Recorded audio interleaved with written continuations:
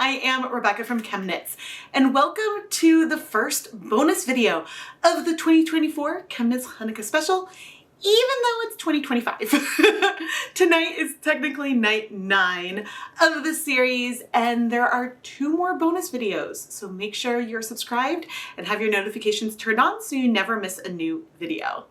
Tonight, we are gonna dye a luxury yarn base. This is a superwash merino yak silk blend. And there are 2 different versions of this yarn, one on fingering weight and one on DK. And they only have a subtle difference in the fiber blends. The yak silk DK base is 60% superwash merino wool, 20% yak, 20% silk.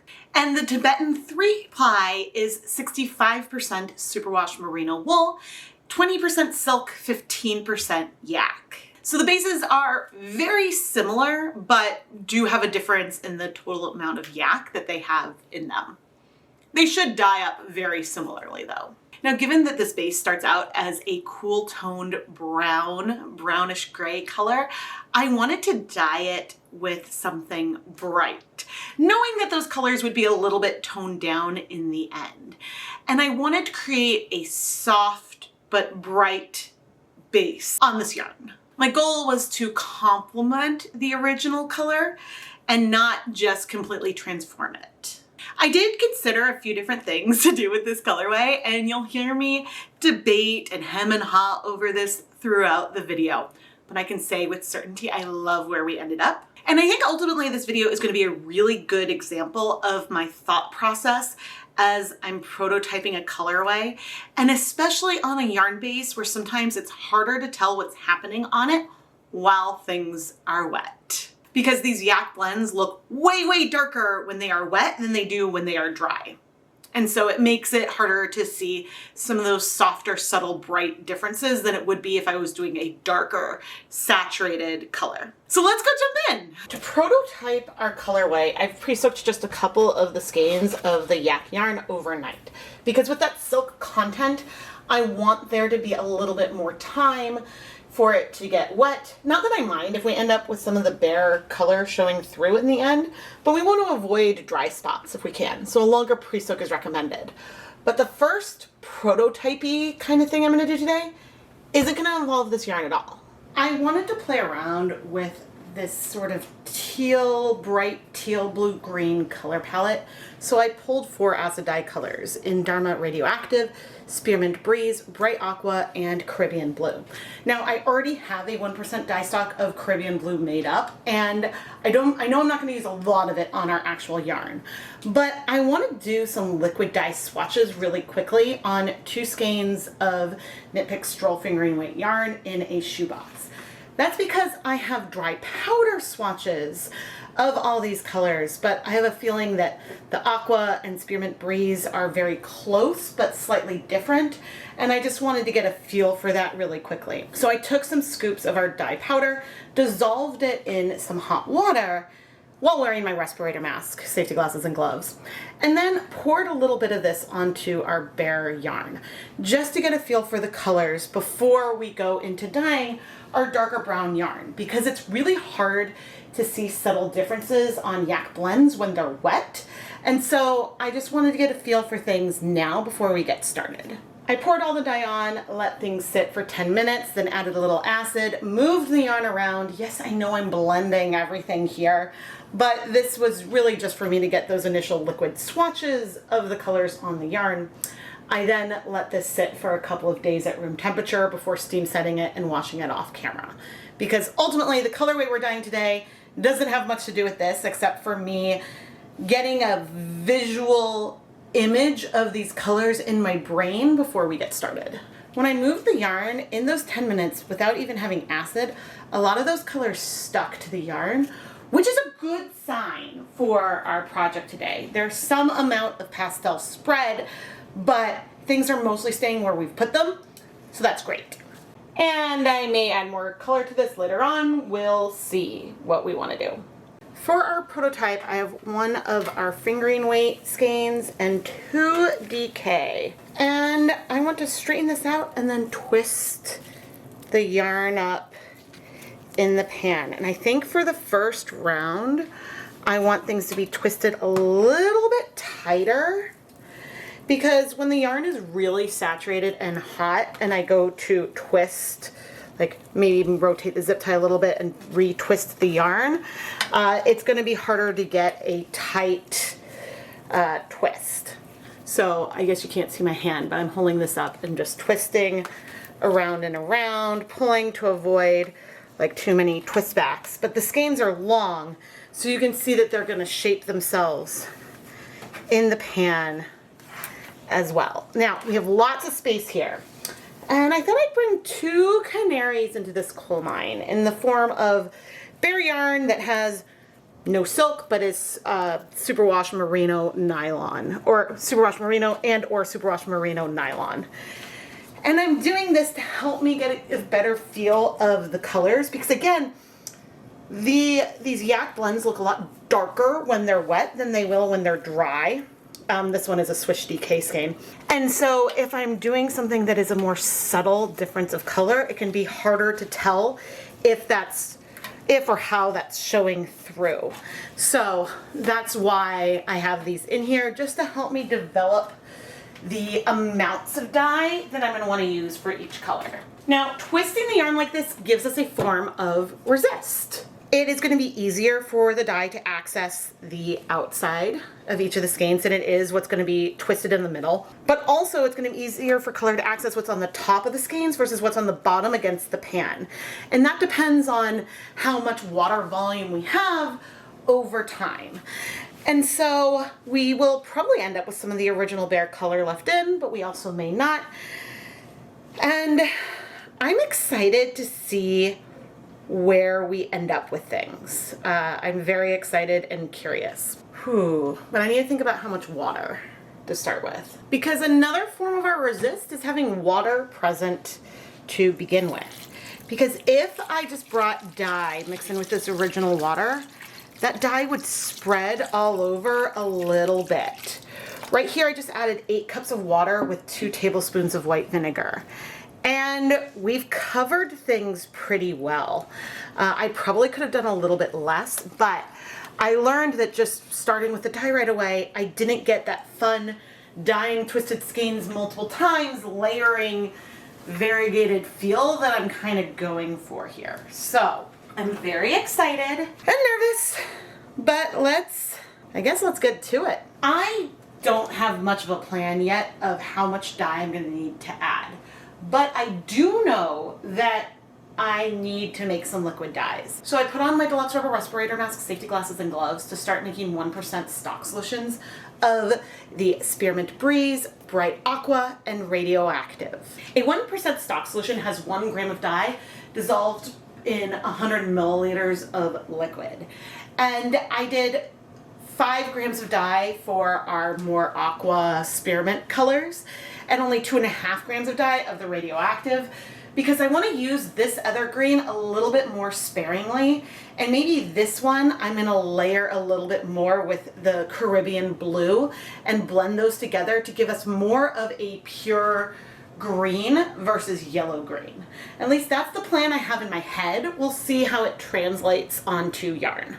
I dissolved the dyes in hot tap water, brought the volume up to a total volume of either 250 or 500 milliliters, and then added the dyes into some storage containers. For our colors, we're gonna start small and build things up. And even though we have 500 grams of yarn in our kettle, I'm gonna start with 10 milliliters of the Caribbean blue dye and 15 milliliters of our Radioactive.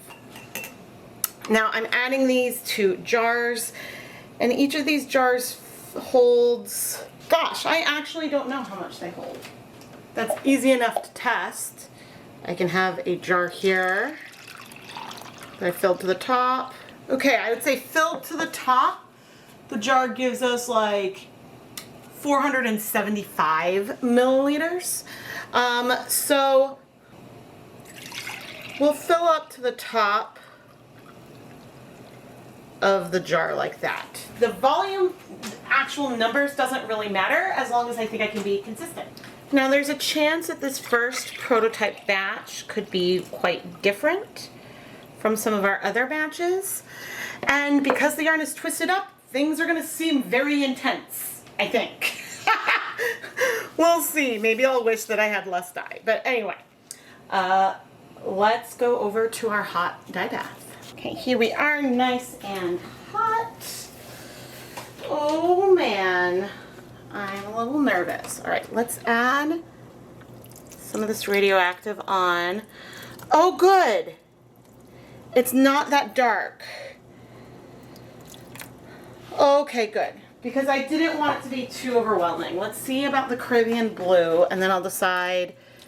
Okay, see, this one is more intense. I hadn't decided if I'm going to like space them out or how I want to do that, or if I want to layer them, because we're going to be layering on a bunch of colors that are more in between and that are more subtle. So maybe... And these are going to blend on the sides a little bit, I'm realizing, which will probably give us even more aqua tones. Who knows? But I think that rather than intentionally layering them completely, I am going to keep them slightly more separate, but not entirely. And so this is going to give us some differences batch to batch. I'm focusing this Caribbean blue more in the middle. You can see there's a spot I missed, that's fine. And along the sides, these colors are going to blend and give us something a lot more green. So I'm actually excited about this. I was so nervous, but I just needed to see what the colors were going to do. Okay, let's wait. Okay, one downside is starting with the colors that take more time to absorb. I mean, some of the others may too. Let's wait 10 minutes and then see where we are and how much dye we have left in the pan. Okay, this is looking very, very, very green. And we have a lot of green that's left in here too. I'm curious how green this is, or if it's starting to, if it'll feel a little bit aqua-ier. Because ultimately it's not that much color with radioactive, and I don't have things that hot yet. I don't know, because some of this color in here, yeah, that's looking nice and aqua-y. We've got some more like green. I'm happy that I did it this way because the colors spread. We still have some hints. We may not see any of those radioactive pops, but I wanted to bring some more dimension in. I just hope that it's not going to feel too one-note tonal. But I do have a lot of ideas of what I want to do. And so I'm going to increase the heat, and we're going to wait another 10 minutes. You know, I see color, but it's really not that much. Okay, let's wait another 10 minutes for good measure and then see where we'll go from there. I forgot to set a timer, but things have basically cleared. And the thing I love about the colors we're layering today is that a lot of these other colors are going to give vibes that we see here. But everything should be bright. None of the combinations should make things moodier. Unless I choose to add that later on, because I'm reserving the right to add some speckles later. Okay, but let's untwist. Hoo-hoo, check that out. All right, we're gonna untwist, and this time, I'm not gonna move the zip tie per se, but I am shaking out the yarn before retwisting, just because I want different portions of the yarn to be on our surface. Now, because we're going for bright colors, ooh, we still have some fun, really fun variations in here with our silk blend. It's just a little harder to see as I lift and twist. Okay, we're twisting back on ourselves. We can adjust that. And so with each step, the colors will layer, but you can see the difference here and what we have over there, that we can see more of that bare yarn color.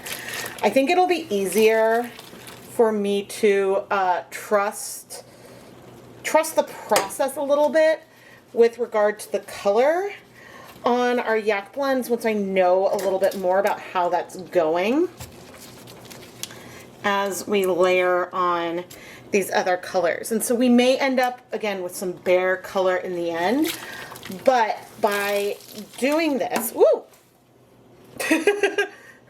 By doing this layering version, even if we lose all of the radioactive and things, it should give us some fun blends, I hope. But also some differences, because yeah, this color in here is already feeling a little bit spearminty to me. See, maybe I'm gonna regret not using colors that are even further apart, but I'm also just really excited about this because part of what I wanted was to bring in some slightly greener notes before doing these aquas. But okay, we've got our twists. I need to prep some yarn, or by yarn I mean dye, and so then I'll be back. Okay, we're gonna lean into the mint, and oh, I'm nervous. Oh, I think I want to use even more water. I changed my mind. I came over and was like, nope, that's not what I want. Okay. I've got 25 milliliters of spearmint breeze in a liter of water with 2 tablespoons of white vinegar. All right, and this color did not feel super dark because I'm spreading it so far. That's really interesting. Maybe this color is a lot softer than what I anticipated, because tone-wise, I was expecting it to be very similar to what we already had. But honestly, I'm not mad. I didn't want the whole thing to turn super, super green. And this is giving us a lovely mint color. You know, I've done a depth of shade with this color before. I probably should have known what to expect, but ooh, I like this. I like that it is soft and adding that more. Okay, we're going with this. Let's wait 15 minutes and then come back. Right now, while we're waiting, I feel like it's a good time to remind you that the bare base color of this yarn is this. It is a soft, oh, it's so soft though, a very soft tan. The color you see when it is wet is a dark brown. And so when you do something as soft as this mint, that is going to transform this. We will see that color here on the yarn. The issue is that it's harder to see when the color is so dark. So that's not really popping to me at the moment. I think after this round when we twist, I have a skein, I think of, this is the fingering weight, this one in here is the fingering weight. I have a skein of this that's wet, that's not dyed, that maybe we can compare it to. But I do see, I'm seeing some hints of the mint. It's just incredibly subtle. Incredibly subtle. Oh man. And so here's the thing, and this is the thing with prototyping, is that depending on what we get, I might decide I want to increase the green at a stage, or we might decide that we want to come in with some speckles. Because originally thinking about this, I wanted to do some speckles at one point with things twisted. I'm no longer sure about that because we have those pops that are more saturated from that Radioactive and Caribbean blue. So I don't feel a need for speckles as much as I did before. But we're gonna need to see, because we can always re-soak the yarn and add speckles later on. Okay, it's been 15 minutes, and what I'm gonna do is quickly lift this up, and it's hard to say, but on the left we have the one that we dyed, and in here you can see a lot of that more pastel mint compared to one that we haven't dyed yet. So there are differences. We're just subtle. Subtle, subtle. Okay, I'm gonna set you there for a sec. Go put that other yarn away. And this time I'm gonna do a move. I'm gonna shift the zip tie down a bit before retwisting. And the position that I shifted it was pretty random.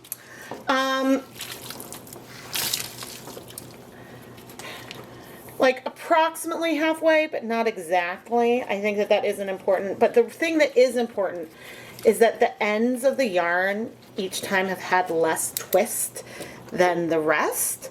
And so I want to be, and they get a little bit more color. So I just wanted to rotate that.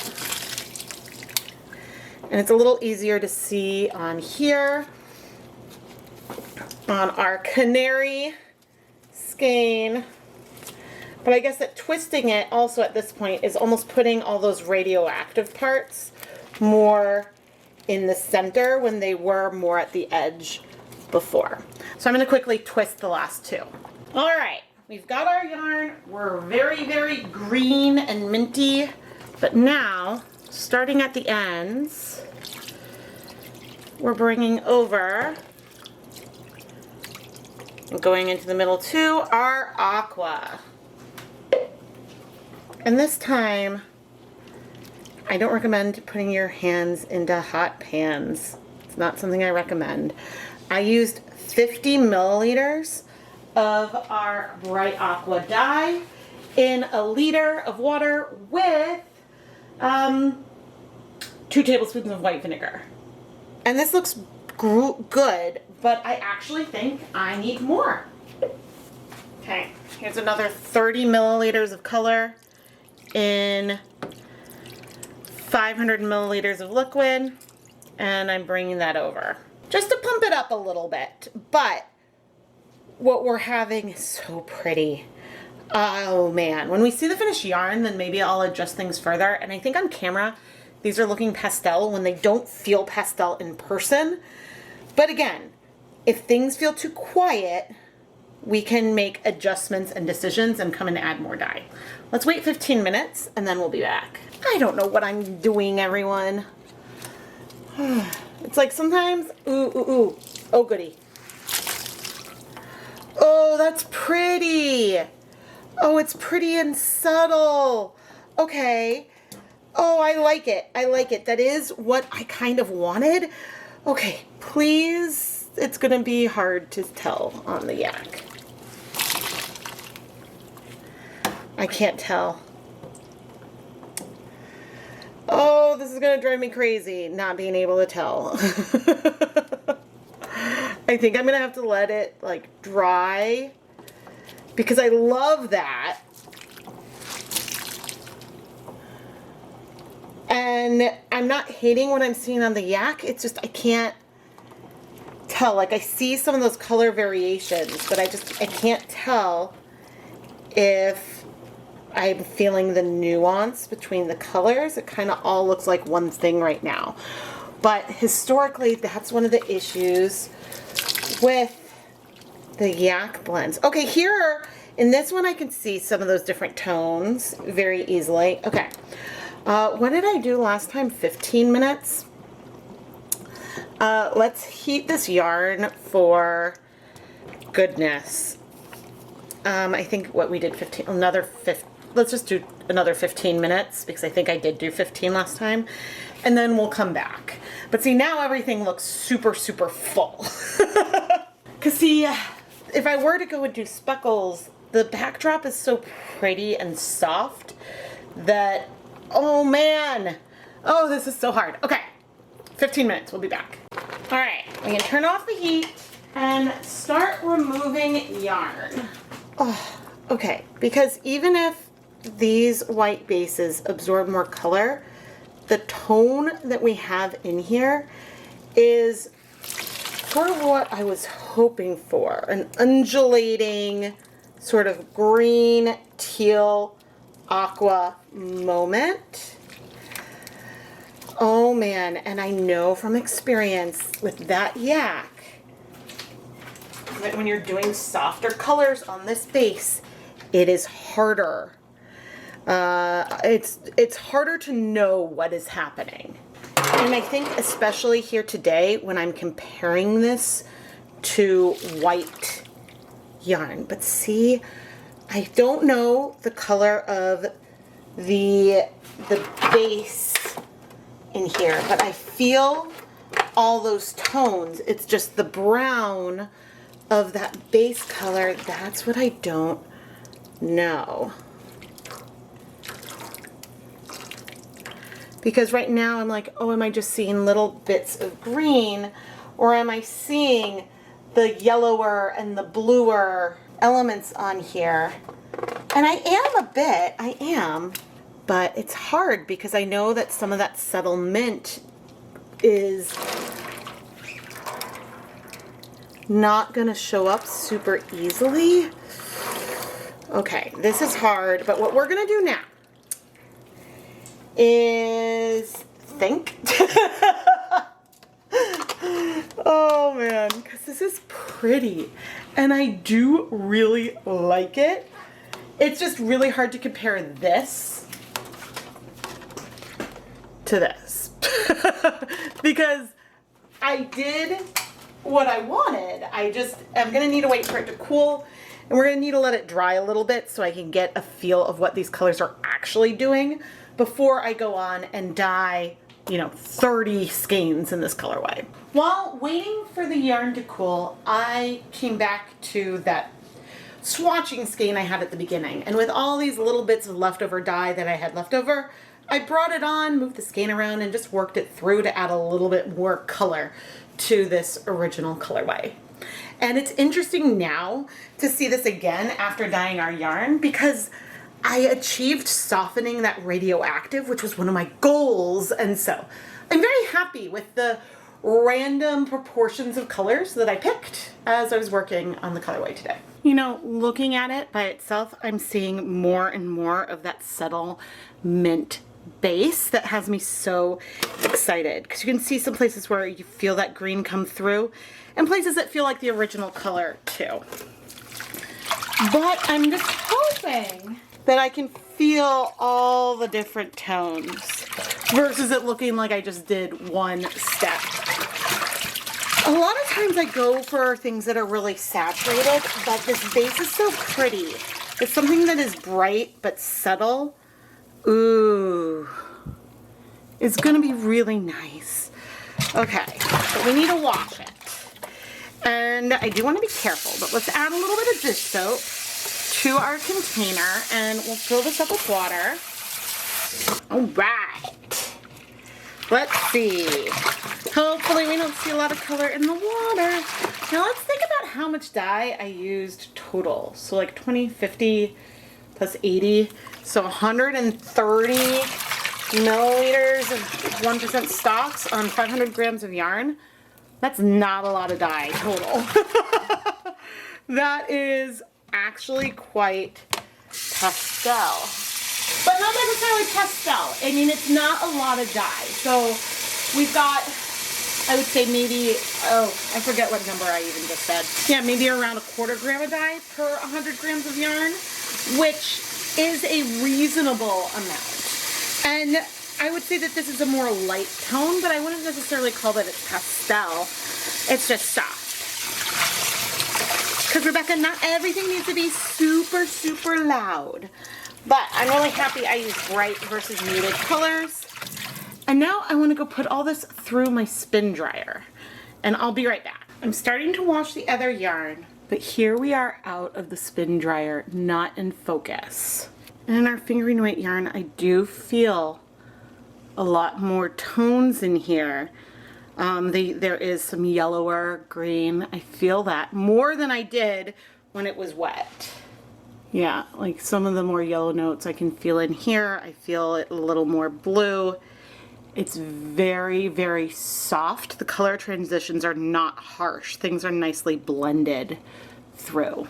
And what's funny is that when I have it like this, I don't know how much it's coming through on camera, but as I move it with the sheen of the silk, it almost feels like the colors give it a little bit of dimension.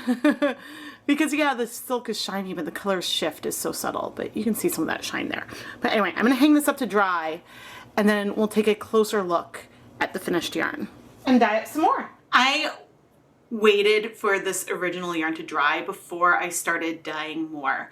But I didn't film myself checking in on the dry yarn. I just went and looked and was like, yep, love it, let's do it. I'm so glad that I listened to my gut and didn't speckle on this yarn, because the softness of the colorway with the shine of the silk, it almost just makes the yarn feel like it is iridescent in a way. And I love it. I love it, love it, love it. Let's go dye some more of it.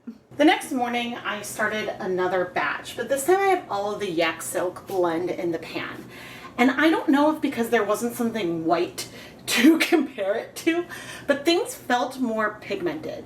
There's a chance that the stroll and swish absorbed a little bit more color last time, but I really don't think that that would have been a huge factor in here today. But I think that having less contrast between the two yarn bases means that I'm looking at the yak more on its own. And plus, things are wetter now than they will be when they dry, so they feel slightly deeper in color. But the more I look at the finished yarn, the more I'm really appreciating the almost iridescent quality to it. And I'm so, so happy. And I think this is going to be stunning knit up. Subtle, but stunning. Anyway, I didn't change any proportions or anything in here. I used the exact same amount of dye and sort of system that we set up in our prototype round. Here are the prototypes. And in our stroll and swish on the top, you can see that variation of the aqua to more green and more blue, and that subtlety there. It's harder, but not impossible to see on our yak blends. I also think looking at them on their own without the brighter yarn helps you see some of those more bright greens that you have, and then some of the more blue areas. The colors are subtle, and the grayish, the tan, brown, bare color of the yak blend looks really good with it. All right, I've added some skeins for a few other batches, and I think that we see a little bit more color here than we did with the original, which really makes me wonder if our yak yarn absorbs color slower than the stroll, or that stroll and swish seem to absorb color really, really fast. I've observed some things with some of the other projects where it seems like they were pulling in more color than their counterparts. But anyway, this scaled up really, really well. And actually, I have one more version of this on a non-yak skein, and honestly that looks really similar to the other two original prototypes. This DK weight skein that I just added in, I had a pan of 4 skeins, so I needed a 5th for our final round. Now before I go start twisting things up, there's one more thing left to show, and that's our swatch skein. And these 2 skeins really were more than just swatches, because I did use them to help soak up some other dye leftovers, but it helped me get a feel of the hues of the different blues and greens I was going to use, and think a little bit about how I wanted to layer them and proportion them to get something subtle and soft. But I'm so glad that in the yak blends I can still feel that dimension, because I love the way these colors work together. And now on to twisting. We have all of them all twisted up. And as we zoom in on these yak silk blends, I don't think I've emphasized enough how unbelievably soft these yarns are. It is an absolute joy to be twisting it and feeling the strands in my fingers. And I've knit with the DK version, not dyed by me, dyed by someone else once, and I just fell in love and was sad when I was done with that portion of my project. So if one of these skeins is in your hands right now, I really hope that you appreciate the luxe of this blend. And well, I need to buy more of the yarn base because I want to dye more with it, because I absolutely adore it. I don't think I can adequately articulate just how soft this yarn is. I've knit with this DK base a couple of times now, and it is an absolute joy to work with, to feel it going through your fingers. It has a stunning drape and stitch definition. It's just wonderful. And I'm sad that these are the last two skeins I have of this colorway, and one of them is going out the door tomorrow with an order. And so while there may not be any more of this particular colorway left in the ChemKnits Creations Etsy shop, there is still some Chanukah yarn available. Some samplers and some full skeins, so you should go check that out in the ChemKnits Creations Etsy shop and bring it home. And then of course, my Etsy shop is filled with hundreds of skeins of hand-dyed yarn that have been featured in my videos. So while you're working with the yarn, you can go back and watch exactly how I created it. And I think it just adds another fun handmade element to the journey of the yarn. Now, as for Chanukah, we have one more yarn dyeing night. Tomorrow night, I will be dyeing the bonus sparkle colorway, so stay tuned for that. And then on the 4th, I'll have a behind the scenes vlog, which I haven't edited at the time I'm filming this talking head, but I know I filmed clips along the whole process behind the scenes, debating colors, troubleshooting, the extras that go into the samplers, and more. And filming this particular vlog is something that is a really wonderful outlet for me, because since I try to avoid spoilers while I'm working on Chanukah, I can talk to the camera and share it with you eventually. So I hope that you will enjoy that. And then once Chanukah is over, we'll be back to the regularly scheduled program with new long-form yarn dyeing videos every Tuesday and Friday morning. Although sometimes those Fridays may be a live stream. And then who knows, there may also be some other bonuses along the way. I am Rebecca from ChemKnits, and thank you so much for watching.